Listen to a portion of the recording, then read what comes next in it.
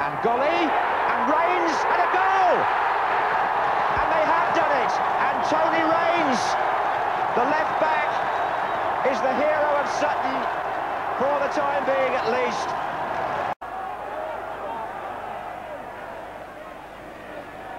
And now Sedgley, and Phillips has made a run from left back, and there's danger here for Sutton United, and Phillips has put Coventry City level.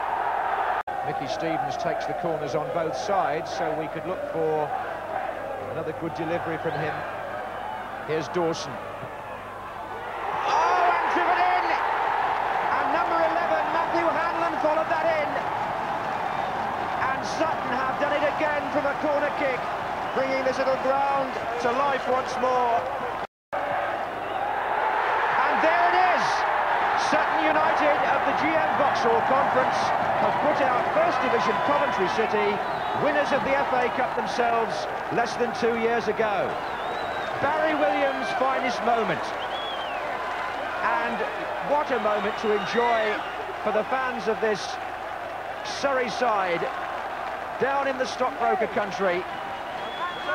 They've had their moments before, but never one like this. Twice in front, the second time they were able to hold on. Both goals from corners, and Sutton United write their name all over the third round of the FA Cup in 1989, following in the footsteps of teams in the past from outside the league who put out First Division opposition. There haven't been too many. When it happens, it's headline news, and the headlines today belong to Sutton United and Barry Williams. Wonderful scenes here. Mark Leonard shouting instructions. And quickly taken out to Mitchell. Oh, it's a great goal! Spurs caught absolutely cold.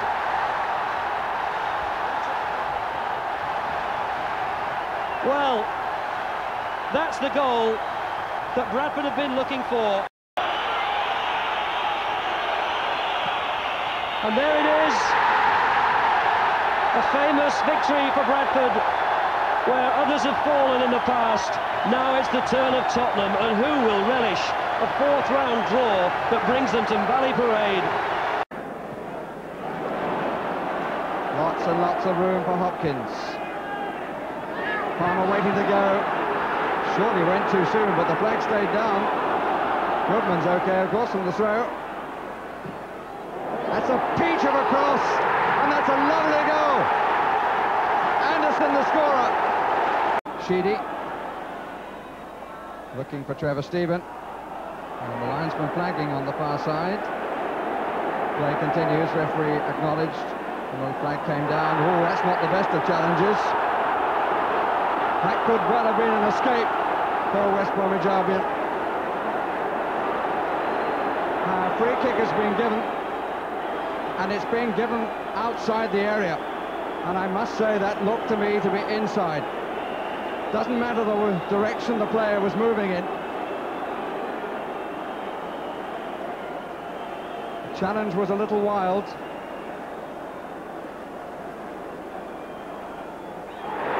And a penalty is given.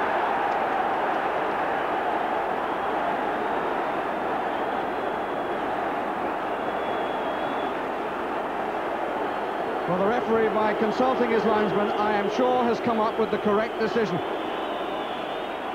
It was a wild challenge at a moment when there was no obvious danger.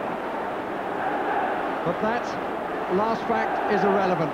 If it's a foul inside the area, deliberate foul, it is a penalty. Sheedy takes it and scores. It's 1-1.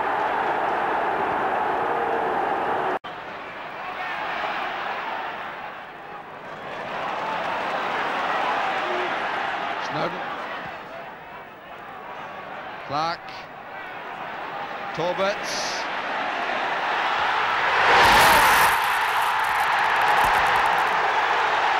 Sheedy goes to the crowd to take the congratulations.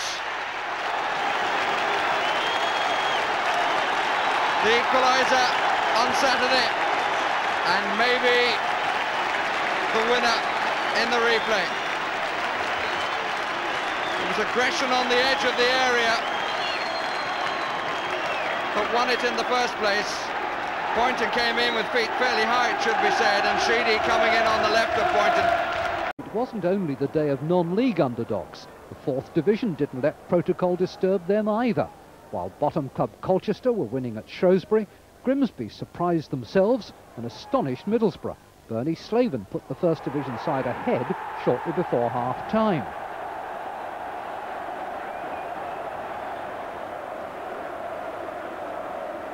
And that was the position when Mark North came on with 20 minutes to go. The first time the ball reached him, North turned smartly to equalise. 2 minutes from time, it was North again. In the right place, at the right time, with a diving header. Previously, Grimsby had won only once in 13 away games.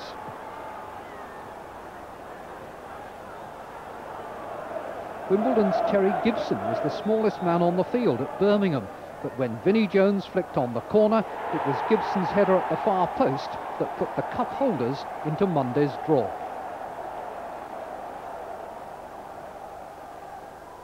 Last season's beaten finalists, Liverpool, went to Carlisle, a sentimental return for Peter Beardsley, who started his league career at Brunton Park.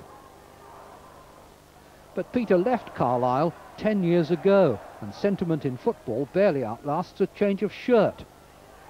Beardsley had the shot that Dave McKellar parried for John Barnes to score the first.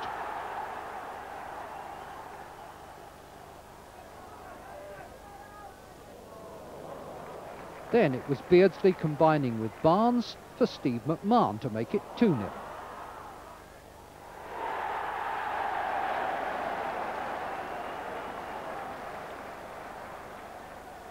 And just to rub it in, Beardsley played a 1-2 with John Aldridge before slipping McMahon in again for Liverpool's third.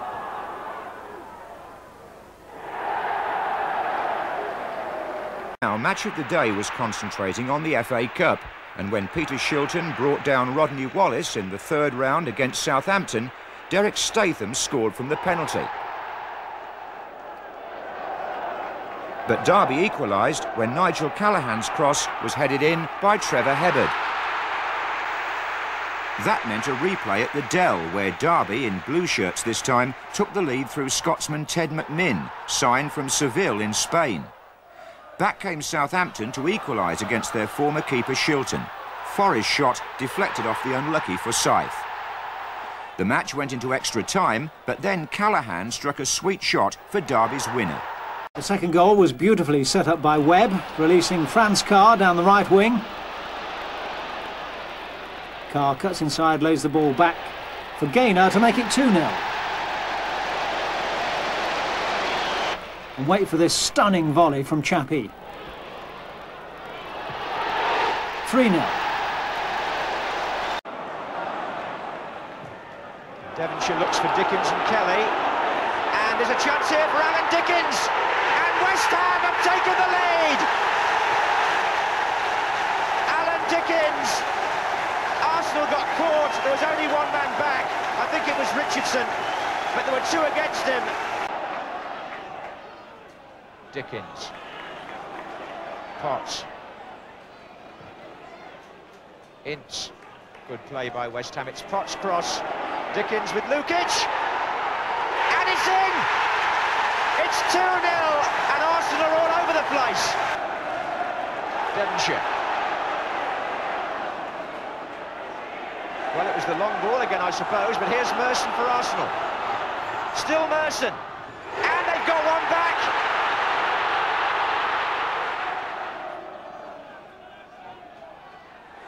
Smith, Bold was there, Merson was there, and it's in! It's 2-2! Merson's clearance, only back as far as Brady. Oh, how well he did that, Strotters there, so is Dickens. And Adams pauses, Rosenia was there, and West Ham have scored! Leroy Rosenia! 3 waiting, 4 waiting. Fleck. Townsend! No, I say! cracking strike, and it's 1-1. Townsend to Fleck, the Fleck stays down, a real opportunity for the winner maybe. Second chance, and it's in. An own goal by Browson. This is the man who's scored the best so far, Andy Townsend, and he might well get another. He has! Oh, I say, that's quite brilliant. Peter Eustace was in charge, Howard Wilkinson had gone to Leeds, Torquay had gone a goal in front.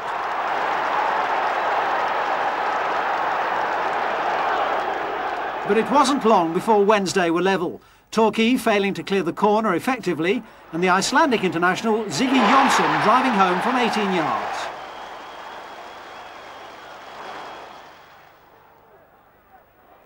Wednesday went ahead before half-time.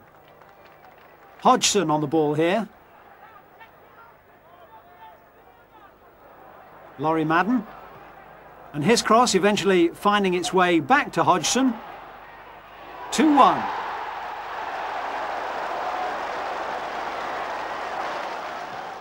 And more goals for Wednesday in the second half. Hodgson turned goal maker this time, and Imre Varadi made it 3-1. And Varadi in the thick of it again for his second and Wednesday's fourth. And here comes goal number 5 for Sheffield Wednesday. Proctor to Madden.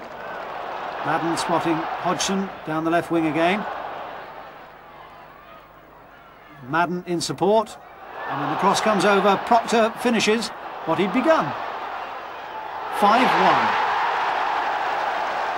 As Villa suddenly seized the initiative, it was 2-2. Kevin Gage the scorer. The trip up the M6 looked like being worthwhile after all, and sure enough, 13 minutes from the end came the moment that football romantics dread. McAnally's winner. Oh, Milne. Oh, a chance here for Steen. No offside. Leighton's come off his line.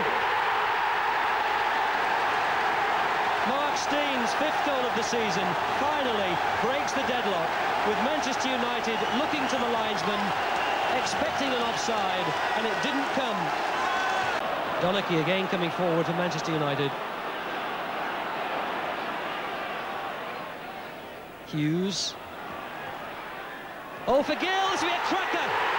A splendid goal, a magnificent goal, and what a way for Tony Gill to get his first Manchester United goal. An absolute peach. This is Wilson. Faced by Parker. And he's got away, getting across the face of goal. Oh, and it's the other substitute, Daniel Graham.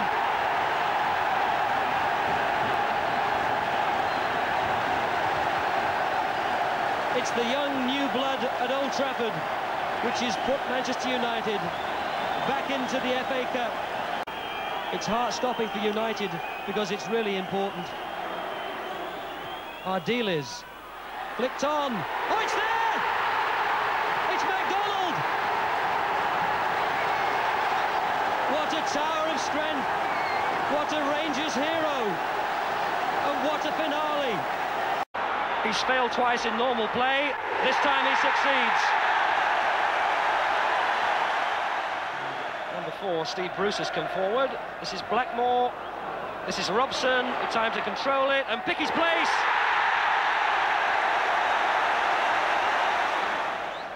Strachan. Edmond still available. Here he is. Took up to the far post. Yes! McClare gets his second. Park on Saturday, Richard Hill frustrated Sunderland with Oxford's equaliser. In the replay at the Manor Ground, he put Oxford ahead from David Bardsley's cross. Second half, Martin Foyle put him through. And that's Hill's 8th goal in the last 5 games.